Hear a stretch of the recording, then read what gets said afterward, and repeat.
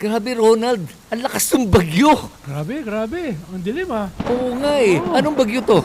Inday daw. Inday? Sabi ni Sulaika. Andito na yung bagyong Inday. Grabe. Andito ba si Invictus? Ayo, sus. Ay. Pag-usapan na natin to, Ronald. Nag-aantay na ating mga kababayan. Ito si Kristan. Po si Ronald. At ito ang Heckle and Jive. Okay, Ronald. Happy weekend po sa inyo lahat. Sana happy ang inyong nakaraang mga araw. Oo nga First eh. week ng impeachment. Oo, malala, no? Oo, Action-packed. Nandun ka pa sa gitna lang ng lahat ng ito. Oo, andun nga eh. Grabe. Kristan, Alam mo, Ronald, sabihin ko na sa'yo, nung nandun ako at nung pinanood ko yung impeachment, part of me, nagustuhan ko yung first day. Ang galing ng opening statement ng prosecution eh. Yung sa depensa naman, naintindihan ko eh. Ano pa bang depensa gagamitin mo? Hindi mo naman mapatunayan na hindi niya sinabi yun, yung grave threat. Kaya pwede lang niya gawin, sabihin na 32 million ang bumoto kay Sara, kaya bakit nyo siya nililitis ngayon? Oo nga, contrasting kagad yung opening eh. Oo Dahil nga. si Kong Luistro, inugnay niya yung usapin ng impeachment na accountability sa pangkaraniwang sitwasyon ng mga mamamayan. Kaya malinaw sa kanya, this is not just a judicial process. This is a political process. Tapos, si Attorney Sison, non-sequitur. Ang ni-raise, 32 million ang binoto, ba't yung ini-impeach? Oo nga. Ha? Anong klaseng argumento? Anong kinalaman nun? Actually, mas dapat nga yung accountability kung mas maraming bumoto sa'yo. Yes. Dahil yun ang ibig sabihin ng betrayal of public trust. Yun. Kaya sabi ko ba, iniwan niya yung vulnerable yung kanyang posisyon. Sabi ko, hindi pa to na-train ni Chris. Oy, naku, ako pa. Pero Ronald, para sa akin, aside from the impeachment, ang daming nangyari, di ba? So, para alam lang ng lahat ng mga viewers natin, ano yung mga pag-uusapan natin ngayon. Pag-usapan natin yung impeachment, pag-usapan natin yung West Philippine Sea. Yes. Maraming ganap doon. Sa linggo, yung 10th anniversary ng ating historic victory na dineklara na walang basihan sa international law. Yung claim ng China na sa kanila yung buong South China Sea. Pambihira. No, tayo lang ang nangahas. At sabi ni Digong noong 2016, pagkapanalo natin, walang kwenta yan. Papel lang yan. Papel lang yan, tapos sa basura. No? Ganyan. Kaya mahalaga yan. Okay. Tapos pag-uusapan din natin yung...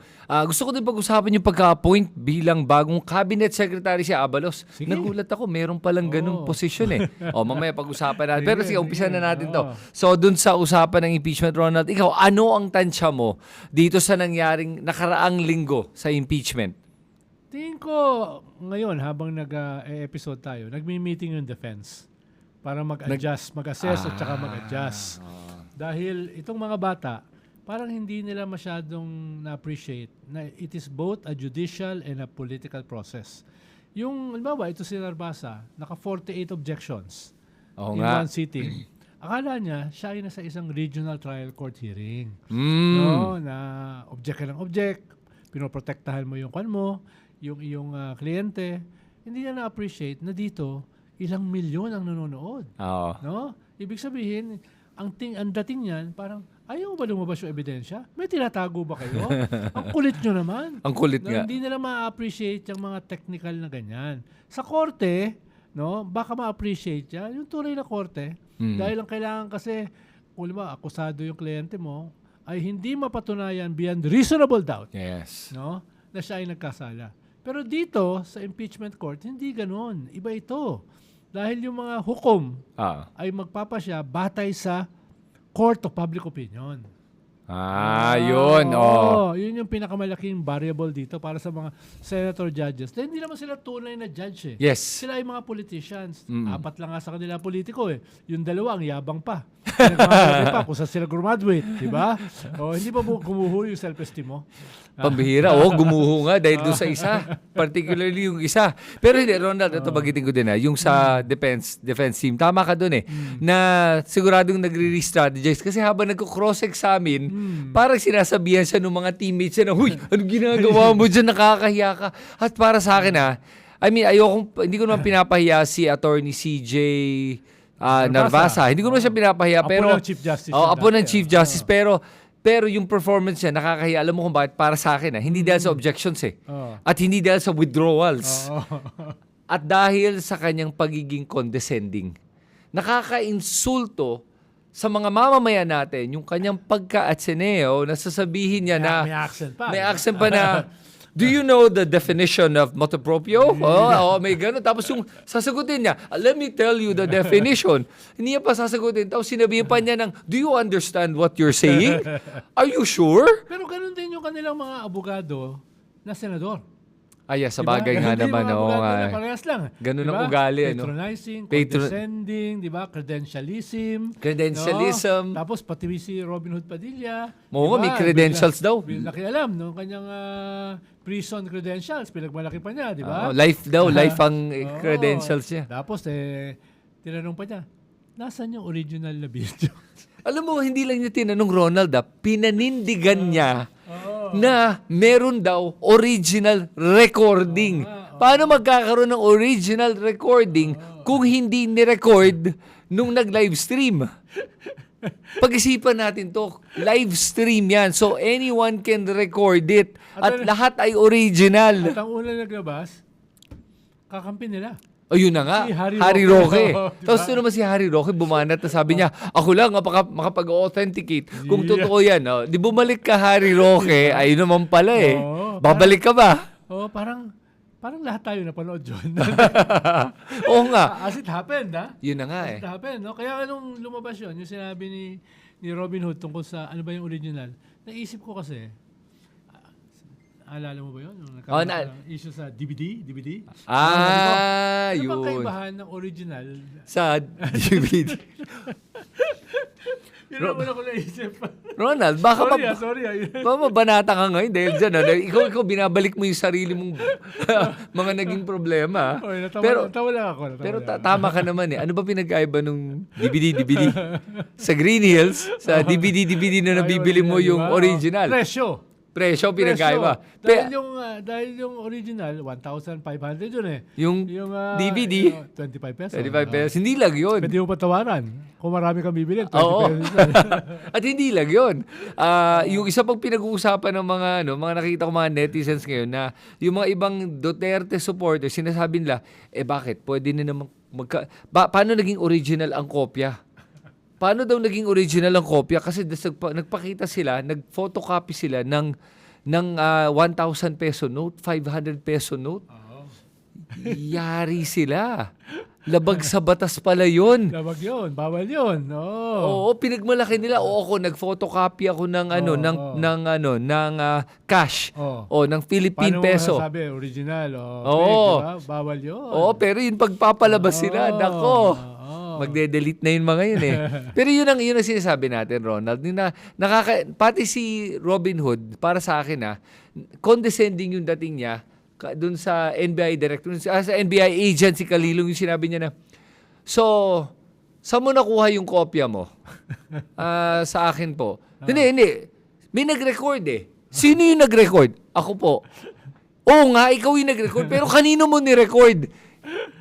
Sa internet po. Parang, Robin.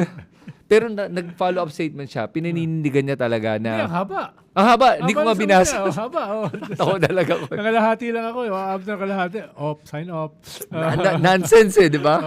Alam mo, Robin, ako lang kung nagkamali, aminin na lang. Huwag na yung talagang paglalaban mo pa hanggang kamat. kamat. Paliwanag sa presinto, di ba? Pero, mas grabe yung condescension ng isang senador. Pero mo yung which one? Yung babae na hinihingal. Yung palaging... Diba? Tapos pero mo, kine-question niya yung capability ng kanyang mga kapwa senador. Di ba? Parang, sino ka? Para mag-question. Pantay-pantay lang tayo rito. Totoo. No? Di ba? Hindi lang yun, pati yung kapatid niya. Oo nga. Yung kapatid niya, nakakatawa. Para alam na lahat, yung live seller. Alam naman natin kung sino yung live seller. Si Ambassador of Jesus Christ. Alan Peter Cayetano. Saka yung kapatid niya si Pia Cayetano. Diretsuhin ko na. Diretsuhin mo na. Diretsuhin mo na. Para baka lang wala tayong paligoy-ligoy. Pero alam mo sa akin yung ginawa ni Alan Peter, nakakatawa. Kasi yung parang gusto niyang ipalabas kay NBI agent Kalilong na sabihin mo. Conditional yan. Conditional. Aminin mo conditional. So sinabi niya, well, yes, may conditional part yung threat. Meron. Personal opinion mo, conditional o hindi. The threat is absolute. No more questions. Tiklop. Atras! Tiklop, di ba? Sabi niya siguro sa isip niya, nagkamali ako ng tanong. Oo nga. Kaya, sige, no more questions po. Hindi lang no more questions para sa akin.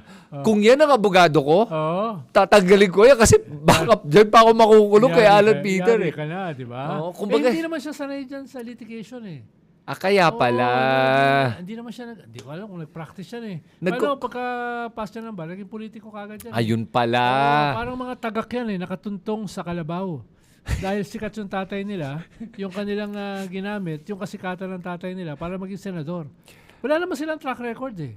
Wala naman. Naging senador sila eh. Yung Totoo. tatay lang nila. Tama naman. Hindi ka naman nagsisinungaling. Oo. Hindi mo naman sila iniinsulto. Hindi. Sinasabi mo lang naman yung katotohanan. Katotohanan, di ba? Lalo na nung simula niya, patronizing. Kunya, akala mo pinupuri si Senate President Win Gatchalian. Pero iniinsulto niya, ha? Oo. May ganun, ano? Damang-dama mo yung patronizing attitude niya, no? Oo. Pero tama ba, tingin mo na si Chis Escudero naging presiding officer? Ngayon na napanood mo na yung first 3 days. Well, yes and no. Dahil nga, siyempre, may reservation yung mga ibang mga civil society. Dahil nga doon sa kanyang Mr. Fortwith, at saka dahil doon sa kanyang mga kaso, sa COMELEC at sa Ombudsman. Pero kung titignan mo kasi yung kanyang handling, parang okay naman. Okay naman yung kanyang handling. At least fair. At baka medyo naiiwanan na yung pangit na optics na yung presiding judge may mga kaso rin. Dahil nga, yung Senate President, hindi naman lawyer at walang karanasan sa ganyang klase mga proseso. Kaya, pero actually, kung mayroong sapat na panahon, halimbawa, several weeks, pwede naman niya pag-aralan yan eh. No? Yes. Ang hindi lang niya kaya siguro sabihin, yung mga Latin-Latin. At saka hindi lang yun. Nung pinapanood ko naman para sa akin, na-appreciate ko naman na at least kahit papano, kaya ni presiding officer ba tawag ng presiding judge? Presiding judge Chis Escudero sabayan yung mga abogado para hindi nila para hindi magkagulo at magkaroon ng order sa proseso. About control yan eh. Oo. So, siguro baka next week mas paiksiin niya yung intervention. Yun. Dahil baka mag-sign up yung mga nanonood na dami namang objection. Totoo. Dami namang technicalities, hindi namin maintindihan yan. No? Ay, hindi na sila manonood. No? Kumbaga mawawala yung viewers nila. Yes. Bababa yung ratings. Hihina yung teleserye. Posibleng yun ang kanyang objective. Dahil nahihirapan silang depensahan yung 4 na articles of impeachment. Kung ikaw sa lugar nila, paano mo didepensa? Hindi. Aaminin ko sa'yo na tingin ko talaga kaya nga pinasok tong mga batang abogado sa defense team. Dalawa lang naman ang duda ko dito. Sila yung sacrificial lamb. Yes. Kasi as a senior, parang kung si Narvasa, yung matandang Narvasa, pumunta doon, parang, paano ko dedepensahan ito? Masisira ako. Masisira siya, di ba? Ikaw na lang, trial by fire ka talaga, literally. Sige. O yung head ng law firm, si Fortune. Siyempre, may mga iba pa akong kliyente. Masisira ka talaga. Baka wala na lumapit sa akin. Kaya yun ang tingin kong rason. Kaya ikaw ang ipapadala natin. Kasi ikaw, kahit naman pumalpak ka, magsusurvive ka, tatanda ka, matututo ka din dito. Pwede ko sabihin, hindi, kasalanan ng bata. Di ba? Yun ang tingin kong rason. Si bata naman, siyempre, eager magpapatunayan na kaya niya yan. Sabak siya. Ngayon, parang, hindi lang sumabak, sunog. Nagets mo yung posibleng strategy. Di ba? Kaya siguro pumunta ron si Vice President Sara. Para magbato ng laptop? Para pagalitan yung defense. Ano ba ginagawa nyo? Ano ba yan? No? Ba't ganyan yung attitude nyo? No? Baka ganun niya. Masisira ako dyan. Baka pinagalitan niya. Kaya nung nagbanggit siya na bloodied but unbowed, baka ang nire-refer niya yung ginawa sa kanya ng defense team. Naghahamon siya dati, bloodbath. Yun na nga na-bloodbath siya dahil sa kanyang defense team. Yes. At saka para sa akin, mas mabagay yung bloodied but unbowed dun kay NBI agent Kalilong. Todo banat ang defense sa kanya. Wala. Chill lang. Chill lang siya. Kahit yung credential niya, malayo sa credentials ng mga kwan. Yun ang nakakatawa kay Robin Hood. Siningil niya ng credentials si NBI agent Kalilong, nagbigay. Tapos siya naman niya sabi, ikaw, anong credentials mo? Life experience. Yeah. Naks talaga eh. Sabihin, ikaw ay isang ex-convict. Yeah. Lifer eh. Hindi, pero okay, ano pwedeng expect natin sa susunod na linggo dito sa impeachment trial? Hindi ko magkakaroon ng adjustment. Okay. Yung defense team. Dahil kung ipagpapatuloy nila yung ganyang klaseng conduct, pupulutin sila sa kangkungan. Yung kanilang mga kakamping senador, pinulot na nga sa kangkungan dito sa Senate crisis, di ba? Oo nga. Oo nga. Tapos pati ba naman sila, pupulutin pa sa kangkungan. Di ba? Magbenta na lang sila ng kangkong sa palengke. Kung ganun din, ano? ganun Oo. din, diba? Makakamura pa sila. Tingin ko may adjustment. Pero, merong isang dadalo next week. Yung pinanggalingan nitong threats na ito. Si Zulaika. Attorney Yung Zulaika nagsabi Lopez. na parating na ang bagyong Inday. Ito, pinapalibutan na tayo ng bagyo ngayon. So, kanyan, manonood yung mga tao dyan dahil telenovela. Bakit ba sobrang galit ni Vice President Sara? Oo. Diba? Oo. Ano ba ang kanilang relasyon o ugnayan? Yan ba ay staff lang? No? O sila ay BFF? BFF? Oo, di ba? Kaya siya galit na galit. Almost sa Nagwala talaga. Unhinged, diba? Unhinged ka. Baka banatan na naman tayo niya ng toxic. Baka mag-grave threat siya sa'yo dahil doon, sige ka. Hindi, pero sa akin, Ronald, ang interesting dito, hindi lang si Zulaika yung tatawagin daw. May tatawagin daw sila na testigo na magpapatunay daw na meron talagang hinire o at least allegedly hinire na hitman. Hindi lang yon. Lumalabas ngayon, sinabi na ng prosecution na iimbitahin daw nila si Sara Duterte mismo na maging hostile witness. Pupunta ba si Sara Duterte? Well, gagawin ng defense ang lahat para hindi pumunta si Sara. Siyempre. Paano mo didepensahan yung statement mo? Sasabihin mo na naman, splice. Sasabihin mo na naman ay hindi ko sinabi yan. Sasabihin mo na naman, hyperbole. Sasabihin mo na naman ay yan ay taken out of context. Yung mga dati niyang paliwanag, no? Paano mo, anong gagawin mo? Ko yung prosecution. Di ba sinabi mo dati yan ay spliced? Di ba sinabi mo dati ay taken out of context? Di ba sinabi mo dati hindi mo sinabi yan? No? Di ba sinabi mo hyperbole yan? Anong ibig mo sabihin nung sinabi mo yon? Teka. Lalabas nila ngayon yung kanyang mga statements tungkol dun sa video na yan. Teka, sinabi niya doon sa grave threat na hyperbole yun? Oo, sinabi niya. Sinabi niya, splice yan. Ganun-ganon. Pero di ba nung follow-up? Kaya sineset nila yung predicate na pwede itong manipulate. Pwede itong, kaya gusto nilang ipalabas yung 2 hours Dahil, hindi papayag ang Senado na ipalabas ng 2 hours. Sino mananood ng 2 hours? Ako tayo ko nga panoorin. Nagwawala yung Vice President. Oo nga, saka naman Ronald, para sa akin ganito lang kasimple. Kahit naman anong rason, walang magja-justify sa pagbabanta sa buhay ng kahit sino man. Let alone ang isang presidente ng isang bansa. Tama. Naalala mo ba? Nung may isang teacher, yung nag-post sa kanyang Facebook ng threats kay President Digong. Ano nangyari sa teacher? Hinuli agad, pinusasan. Agad-agad. No? Wala nga due process. Diba? Umiiyak, nakaluhod. Anong nangyari dito? Tinreten mo na patayin yung pinakamataas na opisyal ng bansa, yung presidente at yung kanyang asawa. Tapos ginawa mo publicly. No? Publicly. Yep. As public as it can get. Hindi lang mga Pilipino nakapanood, pati mga foreigner. Buong mundo. At ikatlo, sino ba ang beneficiary kung natuloy yung threat? Siya. Vice President. Diba? So, meron kang intent at meron kang capability. Yes. Dahil yung tatay mo tsaka yung kaalyado, may kaso ng crimes against humanity sa pagpapatay ng libo-libong Pilipino. Ibig sabihin, ikaw at saka yung pamilya mo, may capability. And willingness. Diba? Oo. Tapos sinama mo pa yung gigilitan mo ng leeg, nga. ng ulo, huhukayin mo yung bangkay ng kanyang tatay, tatapon mo sa West Philippine Sea, no? Tapos binanggit mo pa yung Romanov. Yung Romanov. Threat daw sa inyo, katulad ng Romanov.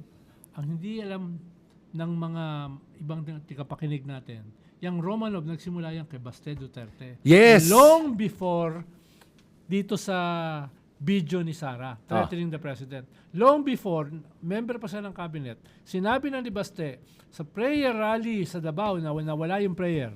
Ang sabi niya, threat na kay BBM, gusto niyo bang mangyari sa inyo? Yung nangyari sa mga Romanov sa Russia na minasaker. Yan, yan, grave threat din yan. Gusto niyo bang kalad ka rin kayo palabas ng Malacanang? Sinabi niya yan. Tapos ngayon binaliktad. Gaslighting tawag doon. Diba? Binaliktad. Ngayon, ikaw yung gagawin Romanov. Kayo nagsimula niyan Totoo. Kaya oops, what was that about? No? Ah. Akala siguro nila makakalimutan ng tao yan. Nasa social media yan eh. Mm. No? Pag nasa SOCMED yan, hindi mo na kayang burahin. At hindi lang yun. Pag nalaman ni Ronald, hindi na niya makakalimutan. Babalikan kaya talaga. Binabalikan mo eh. Hindi, pero Ronald, tama ka dun. Diyan magaling ang mga Duterte sa pag-gaslight. Gaslighting. Yung kung ano sila, ibabato nila sa lahat ng kalaban nila. Pero yun na nga, yung nakakalungkot dito, may iba pa kasi naniniwala na totoong may threat sa buhay niya. Na totoong may Opland Romanov, the Operation Romanov. Parang ako nga, naalala ko nga yung ginawa ni Basta, sabi ko, talaga, si Basta ngayon nagsabi nun eh. Correct. Saan nyo nakuha tong Romanov? Nag-iimbento kayo, sabihin nyo, siya yung gustong ipapatay. Baka siya yung gusto magpapatay. Baka siya yung may plano. Kasi gano'n naman, nakita mo yung pagbabanta nila, yung kilos nila. Para sa akin, Ronald, ito lang, nakapagtataka. Bakit itong si Sara Duterte, yung pamilya Duterte, palaging mahilig mag-usap tungkol sa issue o sa patayan, sa pagpatay ng tao, sa bloodbath. Diba? Tapos yung mga pananakit ng mga kababayan natin, pagbabastos, pag-grave threat. Bakit ba? Ano ba nangyari sa kanila as a family? Dysfunctional eh. Una, katauhan yan. Tama yung sabi mo, dysfunctional. No? Parang sa kanila, virtue yung violence. Parang prinsipyo ang gaslighting. Wow. Para sa kanila. No? Pero yung mas mahalaga, ang tingin nila they can get away with anything. Yun ang ibig sabihin ng impunity. Diba? Untouchable sila. Kahit, ayun, nadala sa ICC, yung tatay. Akala niya, hindi siya ulang huhuli sa kanya. Oo nga eh. No? Ngayon, ito naman. Akala niya, hindi siya may impeach. Sabi nga ni tapang. Attorney Sison. No? Nandito tayo dahil gusto nilang tanggalin ang Vice Presidente through impeachment. Oops. Di ba yung nga impeachment tatanggalin? Oo nga. At saka may basehan. Sabi ko, natawa ko rin. No? Talaga nakakatawa itong mga to. Tapos sila pa yung nagsabi ng pinamumulitika. Tapos nag-statement nga si VP Sara na, pwede bang itigil na natin muna ng pamumulitika? Ha? May bagyong parating eh.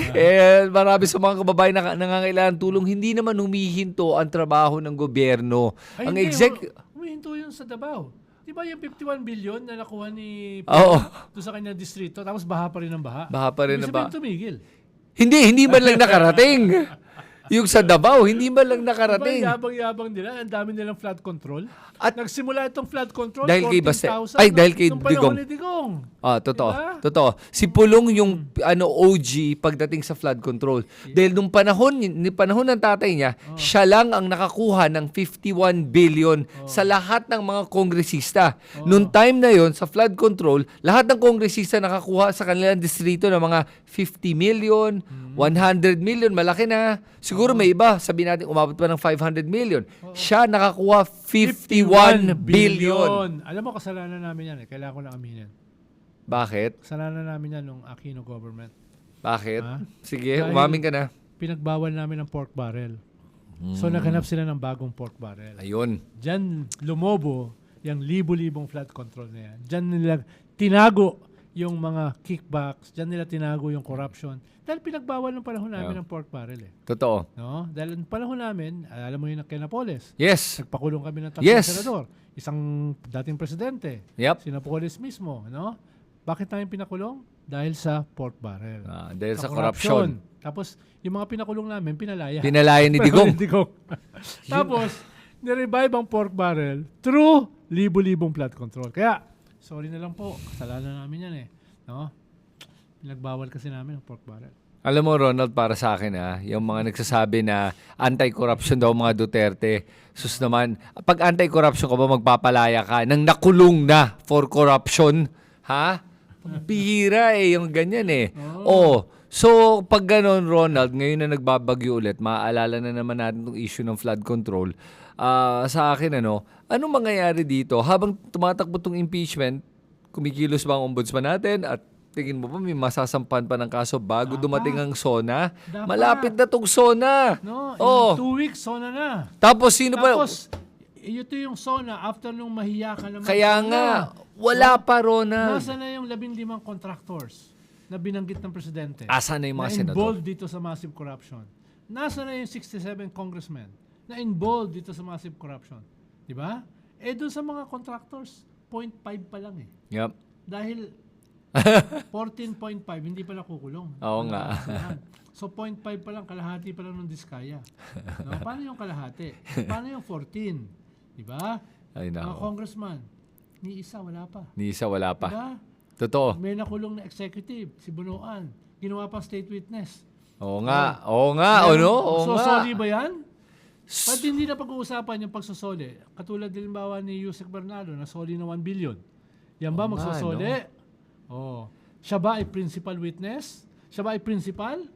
Hindi, hindi ba siya principal? Oo nga. No? Kaya pwede siyang kunin state witness. Yan yung mga tanong. Pambihira, Ronald, naisip ko nga, no, tama ka, no, sa buong issue ng flood control, sa trilyon-trilyon na ninakaw, ang napakulong pa lang nila, isang former senator at isang senador. Oo. Asa na yung iba? At yung dalawa na yon, veterano na yon. Ayun na nga eh. Oo, pro na eh. Oo, nakailang beses na sila doon eh. Tatlo na, ito yung isa, dalawa na, di ba? Oo nga eh. Kaya para sa Kaya akin, mahalaga itong SONA na ito. May ihahabol ba nila? kailangan. Kailangan maihabol kasi kung hindi maihabol to ni Ombudsman Remulla, para sa akin mawawalan ng kredibilidad itong administrasyon na to. At lalong lalala yung mga tawag para sa kanya na yung mga sinasabi na tao na siya mismo ay lame duck president. Lalo na ngayon, negative yung kanyang approval ratings. Oo nga. Diba? Papatuloy ang bababa. Baka mag-free fall yan. Kung makita nila dito sa unang SONA, no? 1 year Anong after sasabihin niya? mahiya ka naman SONA, anong sasabihin niya? Oo. Yung kanyang mga bills, kinakapos. Yung anti-dynasty bill, nasa na? Oo. Yung kanyang party list reform bill, nasa na? Wala pa rin. Yung kanyang transparency bill, yung kanyang mga kung ano mga bill, nasa na? Oo. In limbo na. Lahat. Diba? Yeah. Oo. Kaya yun ang pressure ngayon sa nananawagan tayo kay President BBM na yung mga priority bills mo, Habulin. kailangan mahabol bago magsona at kung yung mga Habulin, sinabi mo makukulong, dapat makulong. Kung hindi, Oo. talagang na-imagine ko na yung sona ni BBM kung hindi Mga kababayan, ang gusto ko lang paalam sa inyo lahat ay wala pa tayo napapakulong. Pasensya na po kayong lahat Oo. Siguro next year na lang ulit ha. Merry Christmas. So, gagawa tayo ng listahan, yung 67, Oo. saka yung 15 o 14 and a half. 14 and a half, oo. At yung mga senador, yung pa yung mga senador, Saka yung priority bills. Yung priority bills. Hindi, yung isa nga, yung yung pagdating sa political dynasty, nakakahiyang political, to legitimize political dynasty. Dito tayo nag-a-agree kay Congressman Egay Erice. Nung sinabi niya, this anti-dynasty bill is actually a pro-dynasty bill. Dahil nalilegitimize sa mga dinastiya sa pagpapasa na itong bill na to. Paano yung kanyang sinusuportahan? Di ba dynasty rin yun? Ayun na nga Pero hindi naman doon niya sinusuportahan, sabi Paano niya yung kanyang mga nakakasama sa mga picture taking? Di ba? Oo. Mga dynasty din yun? Na hindi daw niya Yun sinusuportahan. lang naman. Ayun yun ang mga gaslighting na naman Kung egay, tagal na tayo magkakilala, huwag mo na kami i-gaslight. Kung gaslighting. Gaslighting. O sige. But okay, Ronald, sige. So ngayon, aside from that, pag-usapan natin naman yung isa pang bumabanat sa ating bansa ngayon, yung China. On dalawang fronts on the intellectual front and also on the military front. Ano nangyari? Totoo ba 'yun? Paki-explain niya kasi kahit ako hindi ako sigurado. Nag-fire sila ng ballistic missile. Galing saan? First time. Saan bumagsak to? Gaano kalakas Hindi ko alam to? saan bumagsak, pero sa Pacific side yata yan Sumubok sila. I'm not Wow. so sure, no? Kaya galit na galit yung mga bansa dito sa ating paligid. Dahil ang ballistic missile ang pinaka-advanced na missile. Wow. Hindi yan kayang harangan traditionally ng mga defense system, no? Kaya nagparamdam sila na ingat kayo. Meron kaming ballistic missile. Grabe Yun yung kanila, no? Kaya tapos nangyari pa yan sa context na sa kanila daw ang Batanes. No? Dahil yung Batanes, yan yung northernmost part ng ating bansa. 100 kilometers away from Taiwan. From Taiwan, yeah. Kaya kung gusto nilang sakupin ng Taiwan, crucial yung Basi Strait na yan. Diyan manggagaling ang mga tutulong halimbawa sa Taiwan galing sa 7th Fleet, Pacific Fleet ng US sa Hawaii at sa Guam. Galing sa Australia, New Zealand, diyan papasok. Kaya mahalaga na mahawakan nila yan. That's a military target. Yes. Yung Batanes na yan. So, malinaw, naghahanda sila. Grabe For war, for any eventuality. Kaya nga, sabi ni Secretary Gibo kanina, mga siraulo talaga.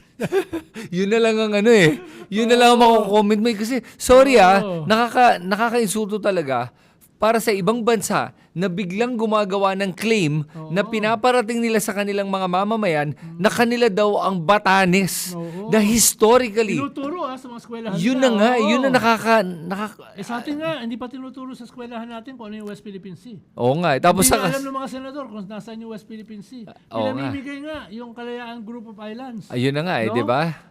Kahapon, kasama ko yung mayor at saka vice mayor. Nung Kalayaan. Ng Kalayaan Island, Pag-asa, nandun. Sabi nila, pinamimigay na kami. Grabe. Tapos ngayon, Batanes. Ngayon, Batanes naman. Talagang kinuha nila. Tapos yung ating mga politiko, na mga senador, todo depensa. Halimbawa, bukas sa linggo, 10th anniversary ng ating UNCLOS victory. Historic yan sa buong mundo. Dahil yung panalo na yan, hindi lamang para sa West Philippine Sea. Para sa daanan. Free passage. Daanan. Dito sa South China Sea na sabi ng China, kanila yan. Kaya tulong yan sa buong mundo. Yes, totoo. Yung freedom of navigation. Kaya tuwan-tuwa sa atin yung mundo dahil sa atin yan. Yung Vice President mo kaya ay magbabatiin yung ating victory, isa-celebrate kaya? Hindi. Paano for the past 10 years, tahimik siya. Tahimik siya. Totoo. Pati sa harassment, tahimik siya. Pero magaling mag-Chinese. Magaling. Magaling siya mag-Mandarin. Talaga? Oo, magaling. Pag gusto mong panoorin. Yung iba kong kaibigan na Chinese, sabi nila, medyo mali-mali raw. Ay, hindi. Sinusubukan na. Kasi in fairness, tama yung mga kaibigan mo. Medyo nababastos yung lengguwahe na Mandarin. Pero she tried. I mean, kayo maghusga pag mapanood nyo. Tingnan nyo. Sana i-try din yan na depensahan yung ating mga isda na magkakaroon ng unveiling sa linggo dyan sa Quezon Memorial Circle. Magkakaroon ng unveiling ng ating landmark para sa ating frontliners na mangingisda sa West Philippine Sea. Dyan sa, malapit doon sa Bell Park. Doon sa, nandun si Mayor Joy Belmonte na maglalabas ng resolusyon. Ang Quezon City Council declaring July 12 as West Philippine Sea Day sa Quezon City. Ginawa na yan sa Bulacan. Ginawa sa Zamboanga City kahapon. Antipolo, Puerto Princesa. Sana yung Malacanang gawin na West Philippine Sea Day. Nationwide. Official na, dapat. Para hindi lang yung mga local government. So, nandyan si Chel Jokno, Justice Carpio, Admiral Ong, nandyan sila lahat. Lovely Granada, yours truly, Nandyan lahat tayo para i-celebrate yan. Landmark yan, ha? Alam mo Ronald, yung mga ganyang mga landmark rulings, kailangan talagang gawa ng araw para maalala ng ating mga kababayan. Para maapasa yan through generations and generations. Sana ituro man lang sa ating paaralan. Ayun nga Sa China, kinder pa lang, tinuturo na atin yung Batanes. at West Philippine Sea, di ba? Tinuturo. Kaya nga talaga Sana sa tayo, wala. hindi tinuturo. Diba? Totoo. Yan yung problema, di ba? Okay. So, speaking of senadors, yung isang ating senador, Ronald, medyo, paano na gusto ko magprotesta kasi nga, pinagbigyan siya at si Marcoleta at pinayagan ni DILG Secretary Remulla na hindi tanggalin ng wig dahil sabi niya, hindi naman daw sila sa nagpapahiya ng tao. Courtesy naman daw. Pero sa akin lang, ganito kasimple. Hindi naman pagpapahiya ang pagtanggal ng wig. Tutungan yun ng tao yan Hindi, tsaka kung ginagawa yan sa iba, bakit dito sa senador iba? Ayun na nga diba? Bakit? Special treatment ba? Paano ako? Kung mag-shot ako, hindi ako paano kung sinabi mo gusto mo maglagay ng wig? Sabi hindi pwede dahil hindi naman daw yung usual na itsura mo. Kasi hindi naman ako senador Di ba? Yun. Okay, hindi ka papayagan. Pero pabayaan mo na. Kung gusto ni Secretary John Vic, sige, konting na lang, parang pagbigyan mo na, makukulong naman di ba? Sige na nga. Alam naman na lahat ng tao na wig yun. Oo nga, yun. Dahil kay John Vic, ang dami naman lumabas. Dahil kay John Vic, nalaman ng lahat ng tao na wig yun. Kasi kung hindi siya nagsalita, kahit ako nag-post ako, sabi ko, totoo pala yung buhok ni Marcoleta. Then naglabas ng press statement si John Vic. Hindi pala pinagbigyan nga talaga. Actually, may kasalanan din itong Jekyll and Jive. Dito kasi unang lumabas yan. Tapos ang dami na naghintay. Ang dami na naghintay. Tapos diba? na mukhang parang pinagtatawanan natin. Hindi naman namin pinagtatawanan. Nakakatawa lang kasi yung idea na matatagalan ng wigang isa. Yun lang naman. Hindi Saka, naman. the list yun sa parusa mo. Oo nga. Plunder. Totoo. Di ba? Yeah. Oo. Komportable ka. Kung ikaw ay nakulong ng plunder sa China, imaginein mo, mawawala ka na lang. Which reminds me, by the way, totoo yan ha. Oh. Meron lang na-convict na isang government official of corruption of 300 to 50 million. Parang ganun. Fact check mo ako dito. 320 to 350. Firing squad yun. Patay, oh! Firing squad yun. Patay! Oo. Ronald! Diba? I mean, I don't agree with the death penalty. Oo. Pero tingin mo, I mean sa atin kasi mga nagnakaw dito, mas malaki pa sa $350 million eh. Oo. Hindi, mas problema ko rito, yung mga nagnakaw, nakakawala.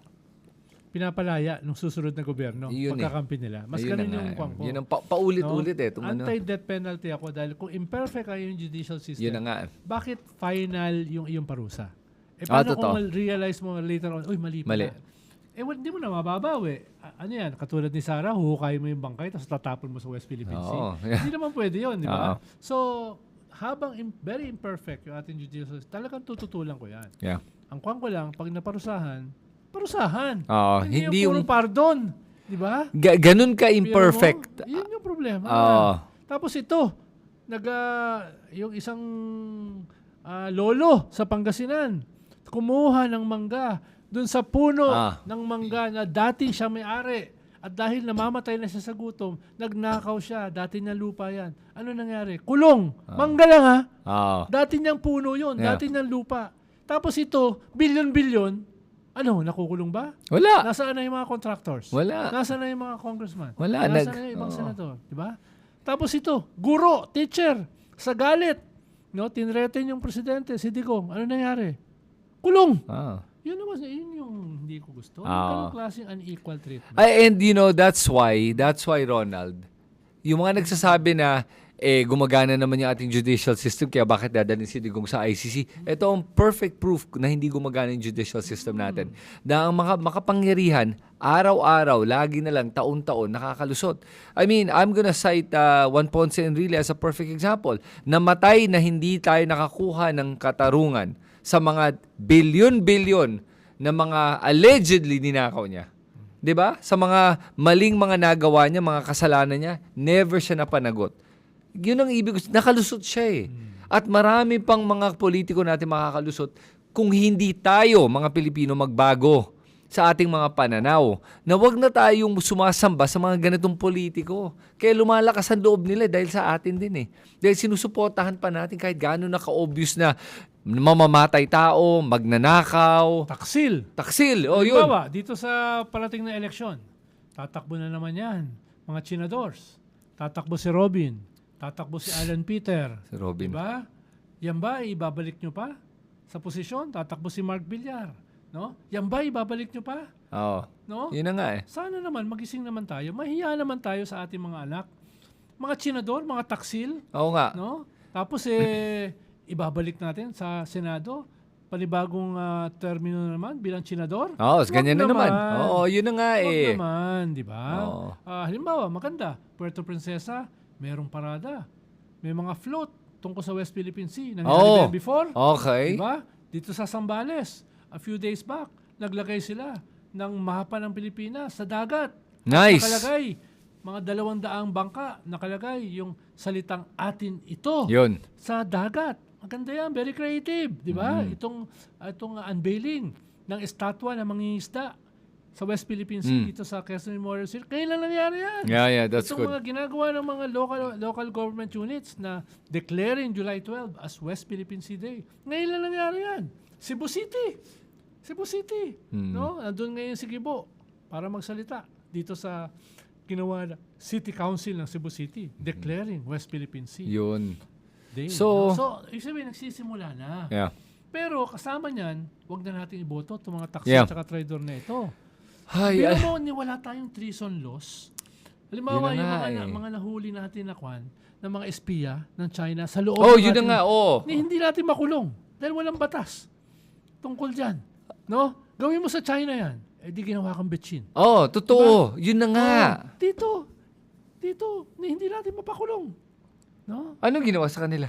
Ewan ko, tinanggal sa trabaho. Ganun lang? Ganun kasimple? Oo, dahil wala naman tayong batas eh. Ang bihira talaga. Diba? Oh. Yun ang sinasabi ko, yun ang kailangan. Ngayon lang tayo nagkaroon ng baseline law. Diba? Oo nga. Bihira ko lang yan. Alam mo, banggitin ko lang, Ronald, yun ang isang problema natin sa Pilipinas. Wala tayong standards. Kung baga, basic yung minimum standard natin, wala nun eh. Pag may maganda yung nabanggit sa akin ng isang nakausap ko ng isang araw, sabi niya, alam mo kasi pag tinignan mo, standards the basic things, for example, sidewalk.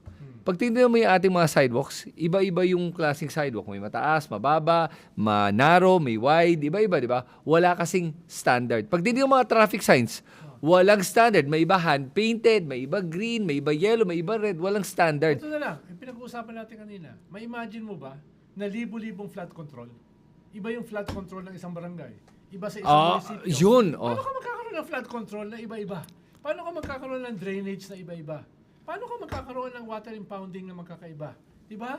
Isa lang dapat yan eh. Copenhagen, isa lang. Tokyo, isa lang. Diba? Hindi tayo ganun katalino. Pero may iisip mo ba? Libo-libong flood control projects. Hindi. Sige, tapos Ronald, Walang standard. Yung sinasabi mo.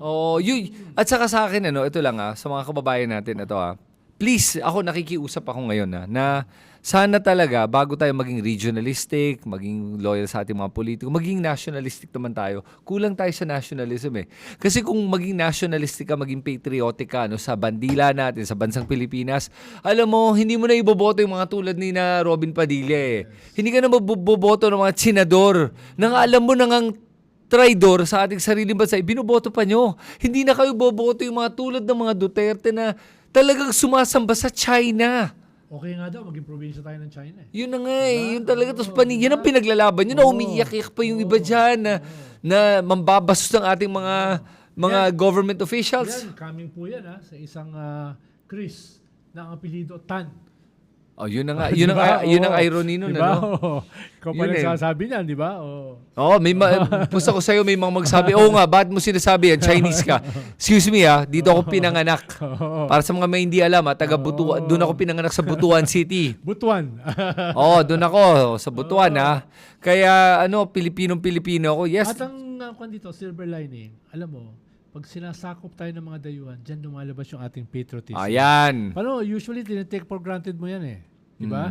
Pero pag naging aggressor yung isang dayuhan, lalo na superpower, the biggest standing army in the world, the biggest navy in the world, tumatayo ka. Ayan. Diba? Hindi naman pwede makakapuwing din kami. Totoo. Naalala ko lang yung aking lolo, tatay, mga tsuhin na lumaban sa Hapon noong World War II. Wala naman talaga silang kalaban-laban. Pero lumalaban sila. No, lumalaban sila. Kaya nga yung isang magandang artifact ko sa bahay, yung isang samurai sword na pinaltan yung handle. Ginawang handle ng bolo. Para ipakita yung victory nila sa pagsanghan sa Laguna. Wow. Laban sa mga Hapon. Wow. No? Yun yung kanila, simbolo. Kaya sinasabi ko lang, usually lumalabas yung patriotism natin pag mayroong kalaban. Sana hindi lang. Sana maalala natin itong mga bayani, limot man o kilala, na talaga nagsakripisyo para magkaroon tayo ng isang ganitong klaseng bansa. At saka Ronald, yung sisab mo mga kalaban, sa panahon ngayon, ang problema natin, kasi yung kalaban natin ay hindi lang dayuhan, hindi lang sa labas, sa loob din. Mga traidor. Sa loob ang labanan ngayon At ang mundo natin ngayon, dito sa loob ng Pilipinas, ang mga kalaban natin ay mga akala pa nating mga kaalyado natin. Yes. Yung mga sinusuportahan ng iba sa mga kababayan natin, na akala nyo kayo ang pinaglalaban nila, hindi po. Ang pinaglalaban nila ay hindi po hindi po kayo, sariling interes ang pinaglalaban. Kaya mag-ingat tayo sa mga naririnig na sa ating mga politiko at huwag tayo masyado nadadala sa mga ganyan. Ronald, alam mo, marami din ako natutunan sa usapan natin ngayon. At para sa akin, siguro maganda nga na tuloy-tuloy nating tulungan nating mga kababayan na malinaw ang kanilang pananaw. Okay. Lalo na habang wala pa to sa ating education system, Oo. tumulong muna tayo mapunuan. Ayun. Diba? Oo. Sa pamamagitan ng Jekyll and Jive. Ayan, sa mga viewers natin ngayon. Anong tingin nyo? Tama ba yung mga pinag-usapan namin? Do you agree or disagree? Sulat niyo lahat sa comment section sa ibaba. At pag nagugustuhan mo yung mga ganitong klaseng content, huwag nyo kalimutan mag-subscribe. And Ronald, palagi ko pinapaalala, alam mo 'di ba na sa presyo ng isang kape, pwede sila maging paying member. Yes. So consider nyo, click lang yung join button at maging paying member kayo para matulungan yung aking advokasya. Kasi nga, totoo namang wala akong maleta. Yes. Meron akong maleta pangbiyahe lang, yun lang, ha? Yan, Ronald. Salamat sa oras mo ulit. Mga viewers, salamat. May last message. Happy 10th anniversary Yun. ng ating victory sa UNCLOS. Yun, and para sa inyo lahat, ako si Christian. Ako po si Ronald. At ito ang Heckle and Jive.